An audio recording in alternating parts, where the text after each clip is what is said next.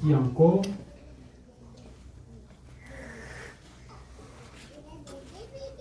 Bon. Juge chapitre 1er au verset 1er jusqu'au verset 3. Juge 1 à 3. La Bible nous dit ceci. Après la mort de Josué, les enfants d'Israël consultèrent l'Éternel en disant: qui de nous montera les premiers contre les Cananéens pour les attaquer? L'Éternel répondit: Juda montera. Voici, j'ai livré le pays entre ses mains. Et Juda dit à Siméon, Juda dit à Siméon, son frère, monte avec moi dans le pays qui m'est échu par le sort, et nous combattrons les Cananéens. J'irai aussi avec toi dans celui qui t'est échu en partage. Et Siméon alla avec Juda. Genèse chapitre 49. Genèse 49.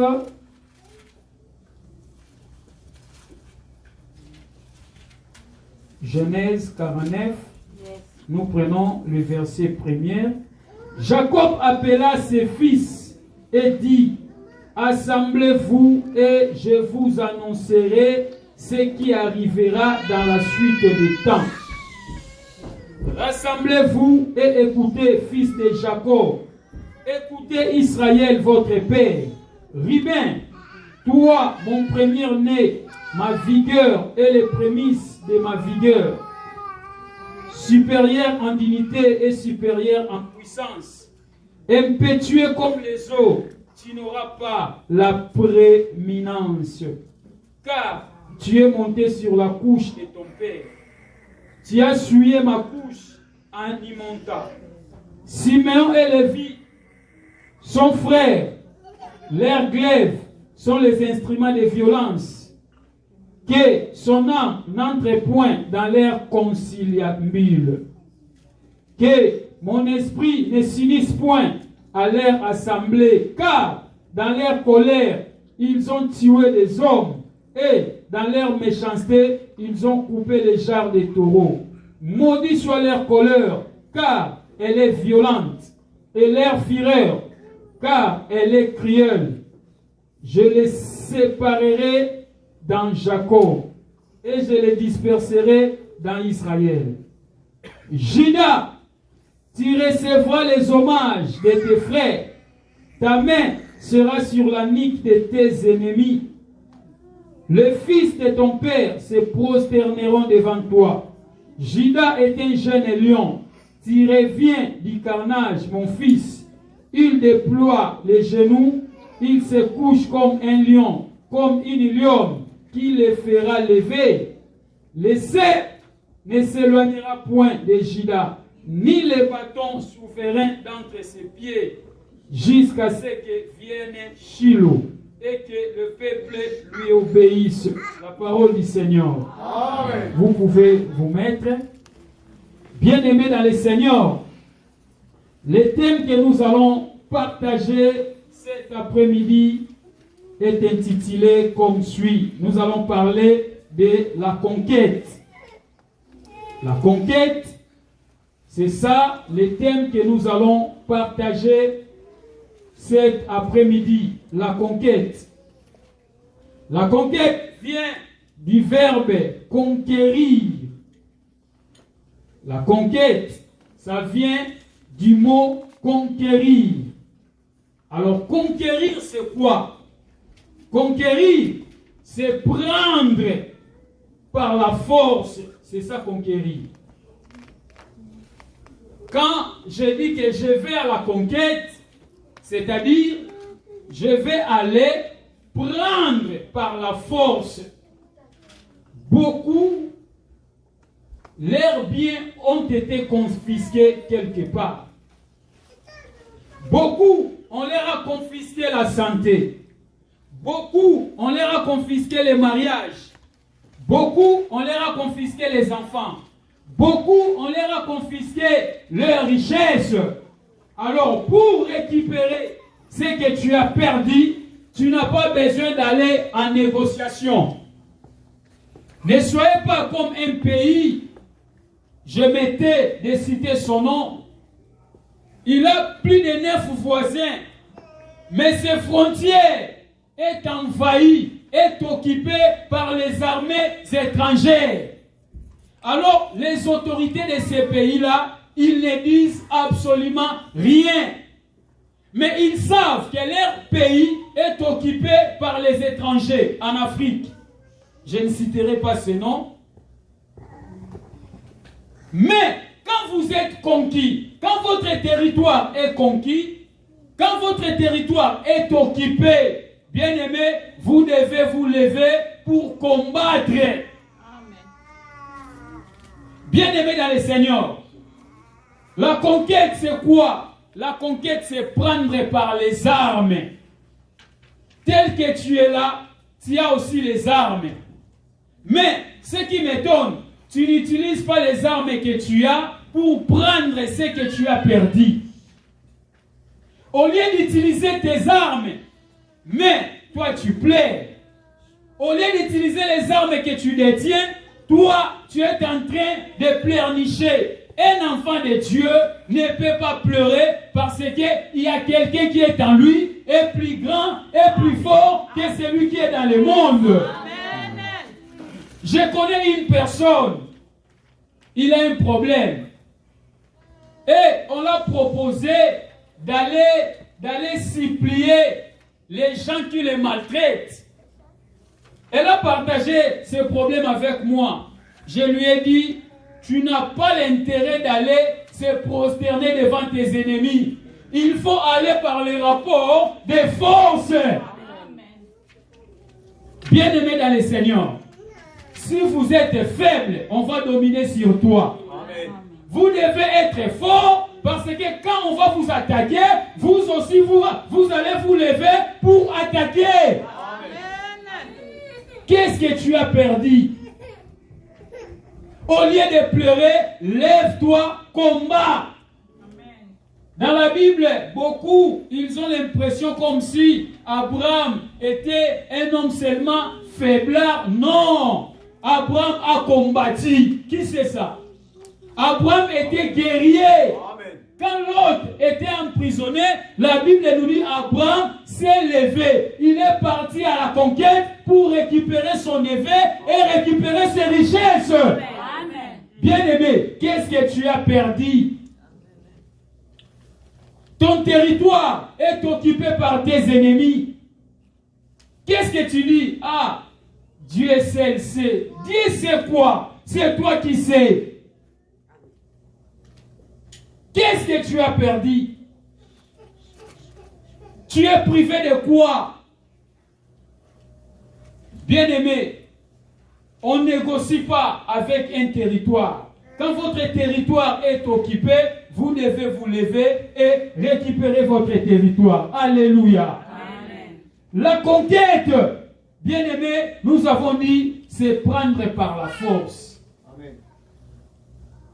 Aujourd'hui, tu vas entrer dans le camp de tes ennemis pour prendre ce que tu as perdu. Amen. Pour prendre ce que tu as volé. Je ne sais pas. Qu'est-ce que l'ennemi t'a volé? Qu'est-ce qu'il a pris? Mais aujourd'hui, c'est un dimanche de conquête. Amen. Tu dois conquérir. Tu vas te lever pour conquérir. Amen. Alléluia. Amen. Là où nous venons de lire, la Bible nous dit, quand les enfants d'Israël étaient en Égypte, ils étaient dans la souffrance. Ils étaient dans l'esclavagisme. Mais ce peuple a crié. Ce peuple a beau crier, Dieu n'écoutait pas. Mais quand son temps de sortir en Égypte était arrivé, la Bible nous dit, Dieu leur avait envoyé un libérateur. Il avait envoyé Moïse. Moïse a pris ce peuple. Leur direction était vers la terre promise.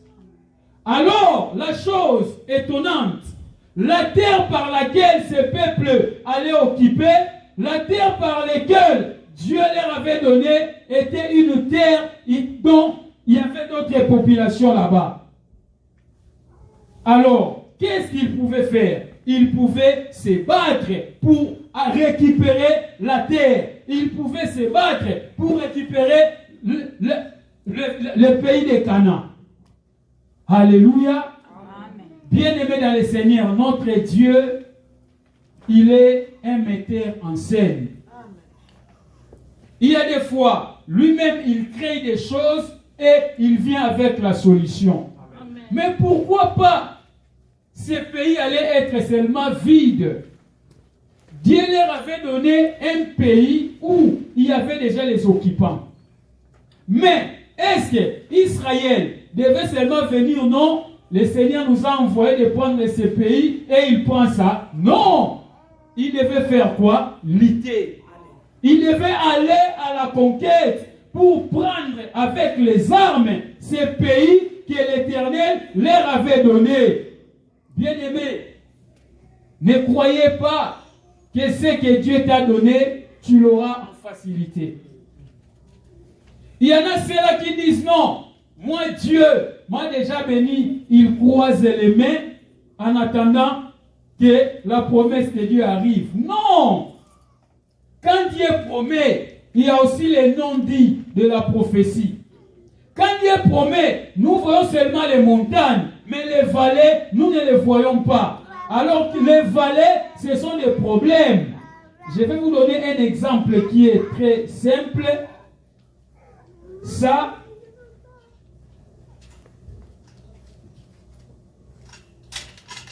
c'est la montagne. Ça aussi, la montagne. Moi, je suis loin. Je vois seulement peut-être des montagnes ou une montagne. Est-ce que ça, les vallées qui est ici, moi je les verrai? Non. Je ne verrai pas les vallées. Alors ces vallées ici, cette vallée, c'est le problème. Alors les montagnes, c'est la bénédiction. Mais il y a aussi la vallée. Il y a des fois, nous ne voyons pas la vallée. Dieu a dit que tu auras le succès, mais il ne t'a pas dit que tu vas combattre. Dieu a dit aux enfants d'Israël que vous allez hériter les Canaan, mais il n'a pas dit que vous allez retrouver la mer rouge devant vous. La mer rouge les attendait. Les Amoréens les attendaient. Beaucoup de peuples les attendaient. Alors qu'est-ce que ces peuples devraient faire? Ils devaient maintenant se battre. Bien aimés, ces peuples, dans leur combat, ils n'étaient pas seuls. Dieu était avec eux. Bien aimé, toi aussi, dans tes combats, dans tes problèmes, tu n'es pas seul. Dieu est avec toi. Amen. Si Dieu est avec toi, qui sera contre? Si Dieu est avec toi, malgré les échecs, malgré les combats, c'est toi qui finiras par être vainqueur. Ainsi que la Bible nous dit, dans toutes ces choses, nous sommes plus que vainqueurs par celui qui nous a aimés. Bien-aimé, dans les célibats, c'est toi le vainqueur. Dans la pauvreté, le vainqueur, c'est toi. Dans les combats, tu vaincras au nom de Dieu. Bien-aimé, les combats ne peuvent pas te faire croire, faire voir que Dieu n'existe pas. Malgré qu'il y a les combats, Dieu aussi est là. Malgré que tes ennemis sont là, Dieu aussi est là. Dieu est là pour t'encourager. Mon fils, allez-y, tu réussiras. Mon fils, allez-y, ça va aller. Au nom de bien-aimé, n'abandonnez pas. Dieu avait promis à Israël qu'il va hériter les Canaan. Mais cette terre-là était occupée. Bien-aimés dans le Seigneur, là où nous avons lu dans les livres des juges, le pays était là. Mais ce peuple devait conquérir. Ce peuple devait aller pour prendre ça par la force, pour le récupérer par les armes. Alors écoutez maintenant. Dans le livre de Genèse, chapitre 49, là où nous avons lu, nous voyons 4 noms des gens. La première personne, c'est Ruben. Ruben était le premier aîné de Jacob. Après Ruben, nous voyons Siméon. Après Siméon, nous avons Lévi. Et après Lévi, nous voyons Juda. Quand Jacob bénissait ses enfants, chez Ruben, il n'avait pas vraiment dit de bonnes choses sur Ruben. Pourquoi? Parce que Ruben était sorti avec la femme de son père. Quand il est arrivé à Lévi et à Siméon, il n'avait pas vraiment dit de bonnes choses. Bien aimé, si vous observez la carte d'Israël, vous n'allez pas voir une partie qui s'appelle Siméon. Il n'y en a pas. Alors que Siméon, il fait aussi partie des 12 enfants d'Israël. Vous ne trouverez pas une partie d'une terre qui s'appelle Lévi. Il n'y en a pas. Siméon était maudit par son père. Il ne pouvait pas avoir un territoire. Mais là où nous avons lu, dans le livre des Juges, Juda s'est levé. Les enfants d'Israël ont consulté d'abord Dieu en disant qui de nous montera les premiers pour aller s'emparer, pour conquérir les pays. Qui de nous montera les premiers? Ils ont consulté Dieu.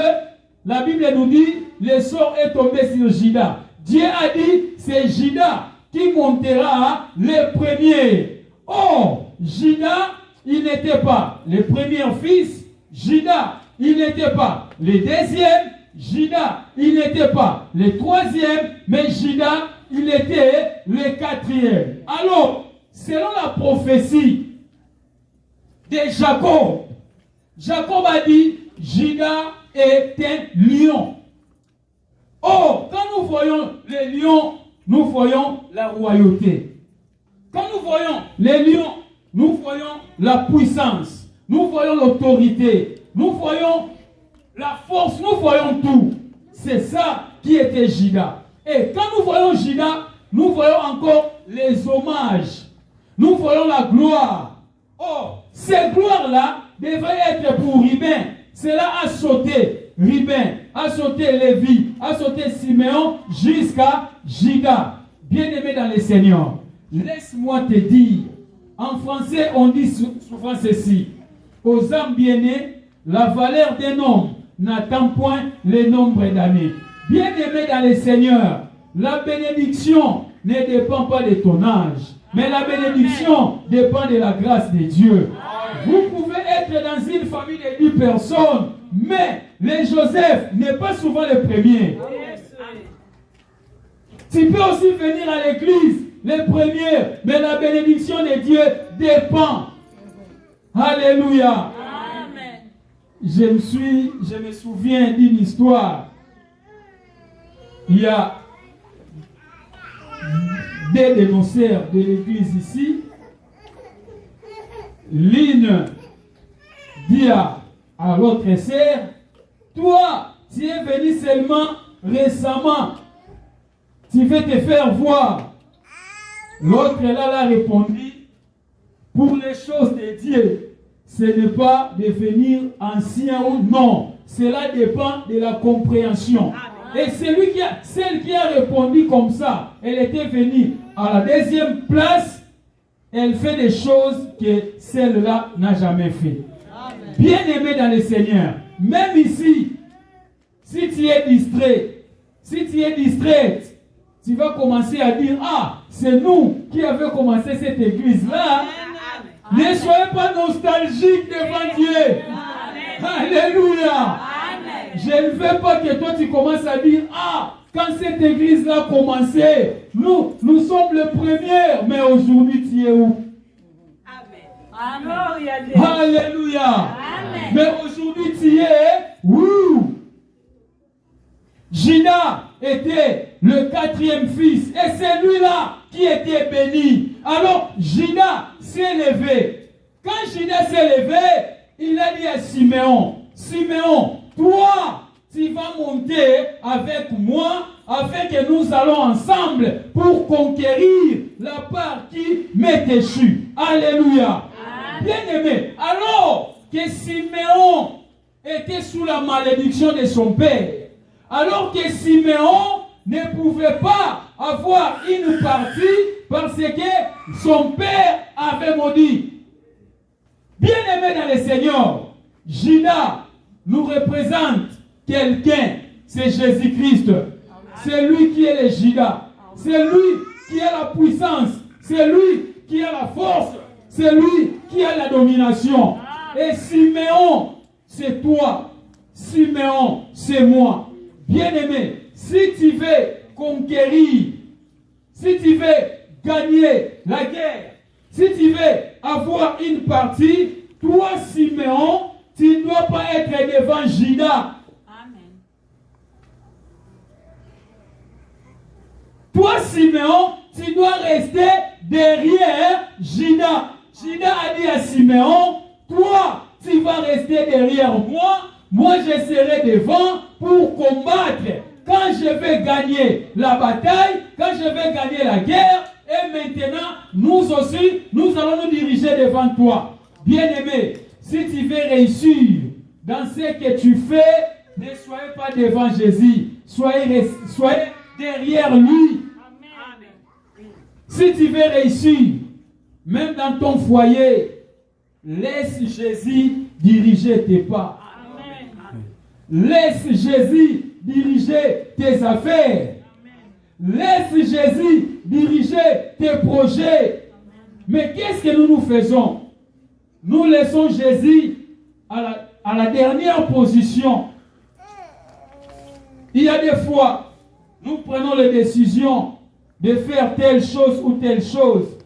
Et après, quand ça ne va pas, on vient à Dieu. Seigneur, j'ai essayé, mais ça n'a pas tenu. À qui la faute?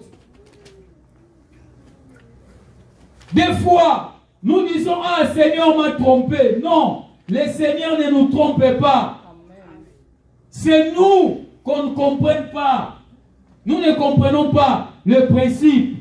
Nous ne comprenons pas comment Dieu agit. Bien-aimé, si tu veux réussir dans tout ce que tu fais, laissez à Dieu de te conduire. Amen. Laissez à Dieu de faire quoi? De te conduire. Amen. Je me souviens quand on faisait la pratique de l'auto-école, qu'est-ce qui est arrivé? C'est lui qui me montrait comment on conduit les véhicules, était de l'autre côté, moi aussi j'étais au volant. Quand il y a quelque chose qui n'allait pas bien, il me disait, laisse-moi, je vais t'orienter. Alors quand lui il voulait prendre le volant, moi je résistais. Il me dit, ne me résistez pas au volant. J'ai dit oui. Quand on avance encore, il allait prendre moi, ne me résistez pas le volant. C'est moi qui connais comment on conduit. Amen. Amen. Bien-aimé, combien tu résistes au volant pour Dieu? Amen. Lui, il veut prendre le volant de ta vie, mais toi, tu es là en train de te résister. Yes, bien-aimé, ne savez-vous pas que Jésus est le chemin? Oui, amen. Bien-aimé, ne le sais-tu pas que Jésus est le chemin? À combien plus forte raison vous vous battez avec le volant? À combien plus forte raison il te dit, ma fille, faites ceci, mon fils, faites cela. Vous battez avec le volant. Bien-aimé, laisse-lui le volant parce que c'est lui qui connaît là où il t'amène. C'est lui qui connaît là où il t'amène. Il est le chemin, la vérité et la vie. Si tu veux réussir dans ta vie, laisse-lui la place. Si tu veux réussir dans ta vie, laisse-lui le volant. C'est ce qu'il dit, le Fils de l'homme, donne-moi ton cœur. Bien-aimé dans le Seigneur, il y avait une histoire qui s'est passée quelque part. Un homme avait reçu un visiteur dans sa maison. Et dans cette maison-là, tellement que la maison était grande, il y avait beaucoup de chambres à l'intérieur. Alors, le propriétaire de la maison avait donné à son visiteur une petite chambre. Et qu'est-ce qui est arrivé? Il y avait une personne qui venait tellement à tout moment déranger le propriétaire de cette maison-là. Quand le voyou là arrivait, il le menaçait, il le tabassait et il partait. Alors, un jour, il est venu chez son visiteur, son ami là. Il lui a dit, mais toi, ce que tu fais, moi je ne suis pas d'accord avec toi. L'ami a dit, je fais quoi? L'autre là va répliquer, moi, on me menace. Moi, on me maltraite. Ce que tu fais, c'est ce qu'on appelle un droit non-assistance à personne en danger. Donc, un jour, il va t'y avoir qu'il vienne et moi je meurs, toi tu ne sauras pas. Maintenant, le visiteur a dit, si tu veux que moi j'intervienne dans cette affaire, il faudra que tu me donnes la clé. Il dit pas de problème. Alors, le jour où le voyou viendra, moi je ne vais pas aller le premier. Toi, tu vas aller. Oui, ok. Le jour arrive, menace dans la porte. L'ami visiteur a pris la clé pour se battre aussi avec les voyous là. Alors le propriétaire de la maison, lui, il regardait comment son ami sera tabassé. Au fond de son cœur, lui il disait, aujourd'hui, c'est son tour. Amen. Amen. Alors l'invité est venu doucement, lentement, sûrement, il a ouvert la porte. Quand il a ouvert la porte, le voyou, il allait lancer déjà les droites. Quand il a observé bien les visiteurs, ces voyous-là, ces brigands-là, s'est mis à genoux lui-même. Amen. Alors, le propriétaire de la maison, il n'a pas compris. Donc, moi, ici, j'avais un homme fort, mais je ne comprenais pas. Bien aimé, cet homme fort-là, c'est Jésus-Christ. Et le propriétaire de la maison, c'est toi.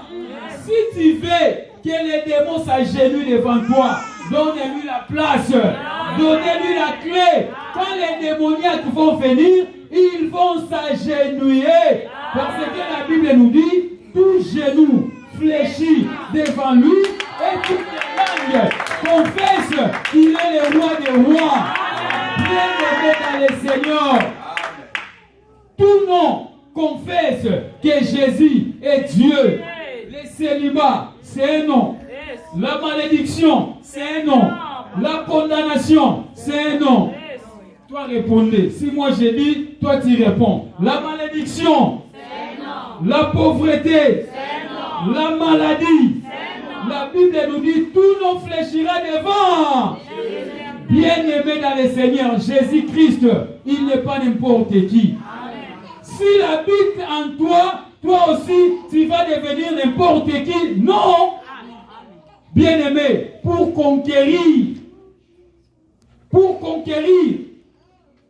tes promesses, pour conquérir ta bénédiction, il faut que Jésus soit dans la première position. Amen.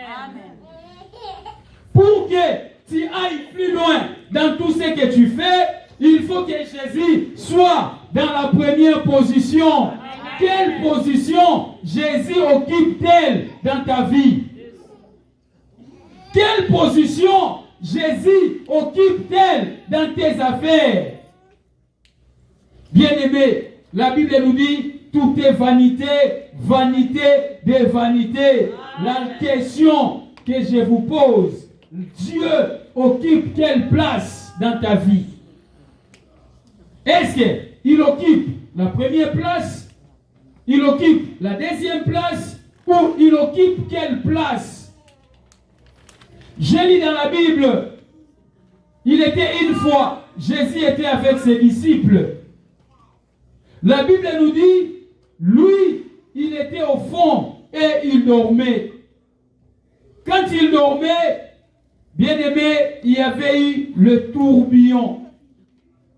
Bien aimé, la barque que Jésus était lui-même avec ses disciples allait faire naufrage, allait noyer. Qu'est-ce qui s'est passé? Il y avait les spécialistes en ce qui concerne la pêche. Il y avait les spécialistes qui connaissaient comment naviguer, qui connaissaient comment conduire le navire. Ils ont tenté, Pierre a tenté, mais rien. Il appelait Matthieu, mais aidez-moi. Rien. Jean aussi était un pécheur, même Jacques. Mais rien ne s'est passé, rien ne se faisait. Ils ont dit, mais non. Si nous laissons seulement comme ça, nous allons mourir. Ils se sont rappelés, ils se sont souvenus que dans la barque, nous avons quelqu'un ici qui n'est pas comme nous. Amen. Ils sont allés les réveiller. Bien-aimés, ils sont allés les réveiller. Bien-aimés, je vais te poser une question que tu vas répondre au fond de ton cœur. Est-ce que Jésus, dans ta vie, il dort ou il se réveille? Jésus, dans ta vie, il dort ou il se réveille? Ma sœur Delina dit, il se réveille. Gloire à Dieu. Dans ta vie, est-ce que Jésus, il dort ou il se réveille? Je ne sais pas. Mais ces pécheurs, on dit non. Nous allons les réveiller. Ils l'ont réveillé. Et quand ils l'ont réveillé, la Bible nous dit, il s'est mis debout. Il a parlé. Amen. Et quand il a parlé, bien aimé, il y a eu le silence. Quand Jésus a parlé, la paix est revenue. Bien aimé, Jésus, là où il passe, il laisse toujours des traces. Amen. Bien aimé, quand Jésus arrive, et quand tu dis un mot, la chose arrive. Amen. Les disciples ont compris que nous avons quelqu'un qui peut changer les matchs. Amen. Si Jésus entre dans les matchs de ta vie, la victoire sera de ton côté. Amen. Si Jésus entre dans les matchs de ta famille, c'est ta famille qui va gagner. Amen. Si Jésus entre dans les matchs de cette église, c'est cette église qui va gagner. Amen. Bien aimé, le problème c'est quoi? Laisse-lui seulement la place. Amen. Parce que c'est lui, Judas. Siméon était privé. Il ne pouvait pas voir une partie. Parce que la malédiction pesait sur lui. Bien aimé dans le Seigneur. La famille dont tu as, la famille dont tu es, peut-être est une famille maudite. Tu es Siméon. On t'a maudit. On t'a dit que toi, tu n'iras pas loin. On t'a dit que toi, tu ne marieras pas. On t'a dit que toi, zéro. On a dit que toi, même si tu vas où, même si tu vas aux États-Unis, même si tu vas au Canada, rien n'ira de l'avant. Toi, tu es Siméon. On a dit à Siméon que toi, rien n'ira pour toi. Mais à cause de Judas, Siméon avait le territoire. À cause de Judas, Siméon avait retrouvé son compte. Bien-aimé, à cause de Jésus, quelle que soit la malédiction de ta famille, Jésus est capable de la changer en bénédiction. Amen. Bien-aimé, Jésus fait tout dans ta vie. Amen. Jésus est capable de changer ta situation. Jésus est capable de briser la condamnation de ta famille, la condamnation de ta vie, la condamnation de tes enfants. Amen. La Bible nous dit, dans le livre de Romains, chapitre 8, premier verset, il y a mis aux chaînes de Satan. Amen. Jésus est capable de tout, sauf rien. Amen.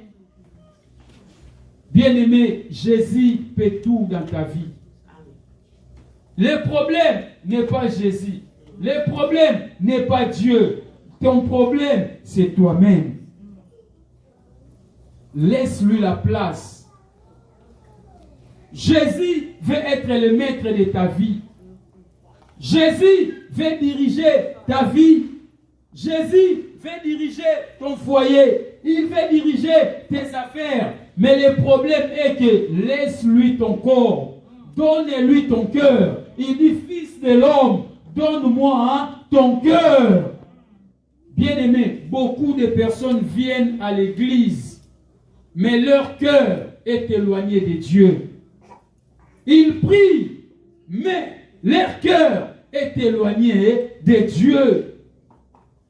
Je ne sais pas, si je pose une question ici, tout le monde me dira oui, mais je vais la poser quand même. Qui aime Dieu? Qui aime Dieu? Amen. Amen. Dans les cœurs, tout le monde dit, moi j'aime Dieu. Oui. Mais l'amour se manifeste par les actes. Amen.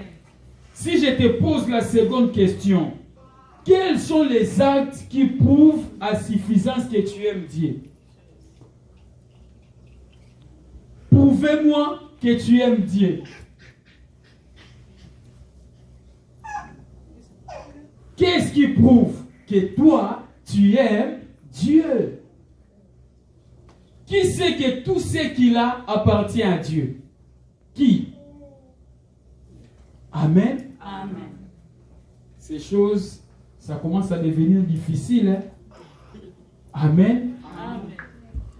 Tout ce que moi j'ai appartient à Dieu. Amen. Tout ce que je suis appartient à Dieu. Alors si moi, je dis que j'aime Dieu, si Dieu me demande de faire quelque chose et que je ne le fais pas, cela prouve à suffisance que moi, je n'aime pas Dieu.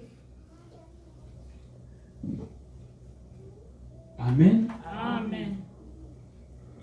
Si tout le monde fait tel que tu fais, est-ce que cette église va exister? Amen. Amen. Si tout le monde vient comme tu viens, est-ce que cette église va exister? Si tout le monde donne comme toi tu donnes, est-ce que cette église va exister? Si tout le monde prie comme toi tu pries, est-ce que cette église va exister? Si tout le monde fait ce que toi tu fais, est-ce que cette église va exister? Point d'interrogation. Point d'interrogation.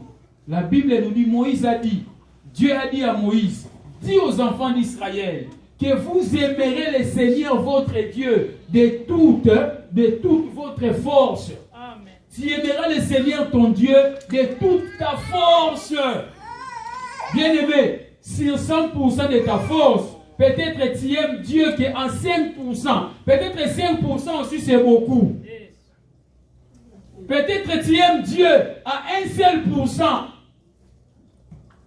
Quand tu pars au travail, personne ne te rappelle. Il faut que tu pars au travail. Vrai ou faux?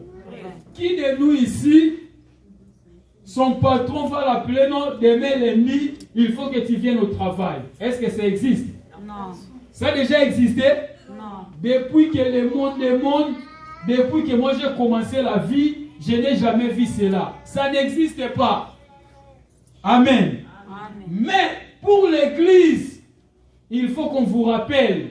Non. Bien-aimés, grandissons. Grandissons, nous. Si le pasteur ou un autre frère peut venir te rendre visite, que cela ne soit pas parce que toi tu ne viens pas à l'église. Non. Il faut qu'il te rende visite peut-être pour s'encourager. Mais pourquoi tu ne viens pas? Ah non, tu vois, non. Il y a des fois, c'est honteux. Grandissons, nous. Si tu aimes Dieu, tu vas prier aussi pour les frères et sœurs. Si tu aimes Dieu, tu vas faire ce que Dieu te demande de faire. Alléluia. Amen. Donne à Dieu la première position. Quelle position le Seigneur occupe dans ta vie? Quelle position? Est-ce que Dieu aussi peut frapper la poitrine que non? Mon enfant là, il m'appartient, je l'aime. Dieu peut aussi frapper la poitrine? Je ne sais pas. Je ne sais pas pourquoi le Saint-Esprit me pousse à dire ces choses. Mais, ce qui est important, fais comme Siméon a fait. Siméon est resté derrière Juda. Si tu veux réussir dans tout ce que tu fais, ne soyez pas à être devant Juda, mais reste derrière lui. C'est lui qui a le monopole du combat. C'est lui qui connaît les terrains. C'est lui qui connaît tout. Bien-aimés, tel que nous tous nous sommes ici, personne ne sait après 2 heures du temps ce qui va arriver. Personne. Si je vous demande, détaillez-moi, quand tu vas prendre l'autobus, le chauffeur sera comment? Tu ne sais pas. Mais seul Dieu qui a la maîtrise de toutes choses, il connaît tout. Fils de l'homme, si tu veux conquérir, si tu veux réussir dans tout ce que tu fais, ne résiste pas le volant à ton maître. Amen. Ne résiste pas le volant au Seigneur. C'est lui qui peut tout et rien ne s'oppose à ses pensées. Amen. Siméon, il était béni à cause de Juda. Juda est capable de transformer la malédiction en bénédiction.